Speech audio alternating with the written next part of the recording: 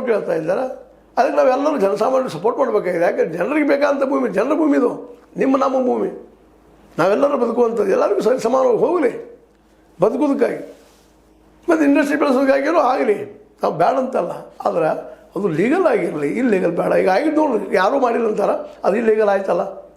ಅವ್ರು ಒಪ್ಕೊಳ್ತಾ ಇಲ್ಲ, ನಾವು ಮಾಡಿಲ್ಲ ಅಂತ ಹೇಳ್ತಾರೆ. ಮಾಡಿದರೆ ಯಾರು? ಉಪದೇಶದವ್ರು ಯಾರಿದ್ರೆ ಅವತ್ತು ಅವ್ರು ಮಾಡಿದ್ರೆ, ಅವ್ರಿಗೆ ಶಕ್ತಿ ಅದನ್ನು, ಅಧಿಕಾರ ಅದನ್ನು ಅವ್ರಿಗೆ. ಇವೆಲ್ಲರೂ ಇವತ್ತು ಚರ್ಚೆ ಮಾಡುವಂಥ ಪ್ರಶ್ನೆಗಳಿದಾವೆ. ಇದು ಬೆಳಗಾವಿ ಜಿಲ್ಲೆಗೆ ಅತಿ ಒಂದಲ್ಲ, ಇದು ಎಲ್ಲ ಜಿಲ್ಲೆಗಳು ಇಂಥವಾಗಿದ್ದಾವೆ. ಇಂಥ ಭೂಮಿಗಳ ಮೇಲೆ, ಸರ್ಕಾರಿ ಭೂಮಿ ಮೇಲೆ ಎಷ್ಟೆಷ್ಟು ಜನ ಇನ್ನೂ ಇವತ್ತು ಸಾಲ ತೊಗೊಂಡು ಆ ಸಾಲ ಡೂಬ್ ಮಾಡಿ, ಮತ್ತು ಸಾಲದ ಮೇಲೆ ಸಾಲ ಮುಡಿಸೋರು, ಸಾಲ ತೆಗೆದು ಅವು ಇದ್ದಾರೆ ರೀ. ಅಪೆಕ್ಸ್ ಬ್ಯಾಂಕ್ದಾಗ ಮತ್ತು ಸಹಕಾರಿ ಕ್ಷೇತ್ರದಾಗ ಈ ಸಹಕಾರಿ ಸಕ್ಕರೆ ಕಾರ್ಖಾನೆಗಳಿದ್ದಾವಲ್ಲ, ಅವ್ರನ್ನ ಬರೀ ಇಂಥ ಕಥೆಗಳನ್ನ, ಆ ಪ್ರೈವೇಟ್ದವ್ರು ತೆಗೆದುಕೊಂಡು ಇಂಥ ಕಥೆಗಳನ್ನೆಲ್ಲ ಇವೆಲ್ಲರೂ ಇವತ್ತು ಎನ್ಕ್ವೈರಿ ಆಗಬೇಕಾಗಿದ್ದು ಅನಿವಾರ್ಯ. ಆ ದಿಶೆಯಲ್ಲೇ ನಮ್ಮ ಡಿ ಸಿ ಅವರು ಜೊತೆಗೆ ನಮ್ಮ ಕಂದಾಯ ಇಲಾಖೆ ಮಿನಿಸ್ಟರ್ ಬೈರೇಗೌಡರು ಇವತ್ತು ಇದನ್ನು ತನಿಖೆ ಮಾಡಿಸಿ ಸರ್ಕಾರಿ ಭೂಮಿಯಲ್ಲಿ ಸರ್ಕಾರದಲ್ಲಿ ಉಳಿಯುವಂಥ ಕೆಲಸವನ್ನು ಮಾಡಿಸ್ಬೇಕಾಗೈತಿ.